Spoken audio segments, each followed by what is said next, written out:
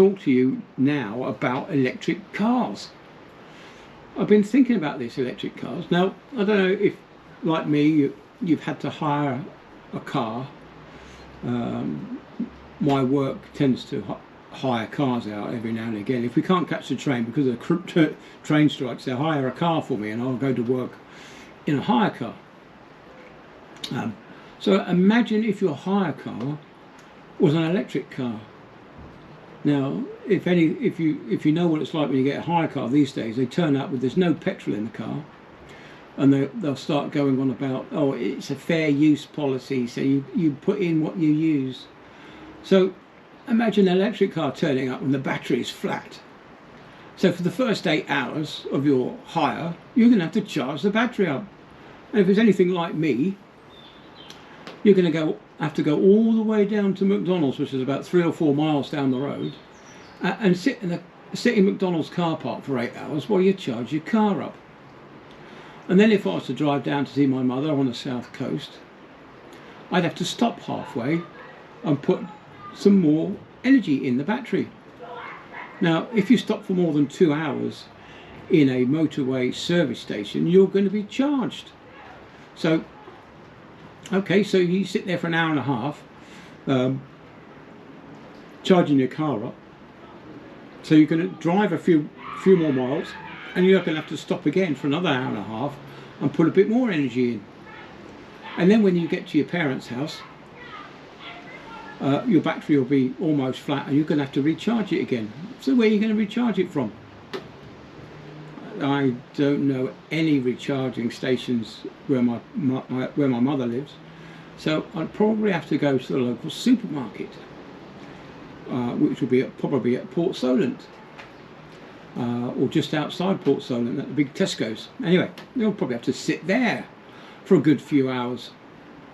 So I'd probably say that, so if you hired your car for 2 days, you're going to spend a day of it charging it in some desolate car park with nothing to do. You're going to be sitting there twiddling your thumbs. You can only drink so much coffee from McDonald's, unless you really want to drink coffee from McDonald's. So yeah, what else? And I really just don't understand how it's going to be convenient. You're going to most electricity we get now is from that's generated from burning fossil fuels. Or maybe in the future they'll be using gas, natural gas, but then we're going to run out of natural gas, aren't we? So we won't be able to have power stations that way. Then we'll have solar power, and that don't work when it's not sunny. Like today, we're probably not making enough solar energy to run the house at the moment. So that's the downside, and of course. In a few years' time, we might not even have electric cars as we know them. They might be hydrogen cars. I mean, I think hydrogen is going to be the way to go.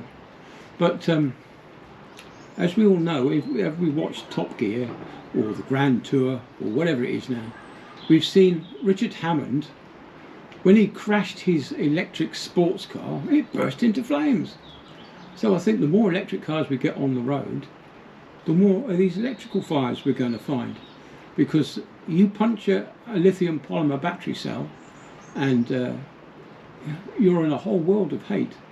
If you overcharge a lithium polymer battery, you're in a whole world of hate. And the same as if you over discharge a lithium polymer battery, you're in a whole world of hate, because they tend to grow these copper crystals inside, which then puncture the cells and then catch fire. This is what you call exothermic runaway, where you get the high temperatures start to increase, and as it gets hotter again, just because of the nature of lithium polymer batteries. So, and of course you can't put them out either. It doesn't matter how much water you put on them, they'll still burn. So that's the downside to lithium polymer batteries. Yes. So anyway, that's just my thoughts on electric cars. I really can't see how electric cars are going to be the future, and especially when they're going to cost you 12 grand for a new set of batteries. It doesn't seem worth it at the moment. I think we're going to have to wait for either the sodium batteries, or we're going to have to wait for hydrogen-powered cars. The hydrogen fuel cells, or maybe even a combustion engine that runs on hydrogen fuel. They are developing dry pellets now which have hydrogen in them, and it's somehow released. I'm not sure what that's about, but we'll see. But I really doubt that that electric cars are going to take off in another 7 years' time. 7 short years, and you won't be able to buy a petrol car. So yeah, it's not good, is it? It's not good. I'm really concerned about it. Anyway, I'll catch you all on the next one. See ya. Bye then.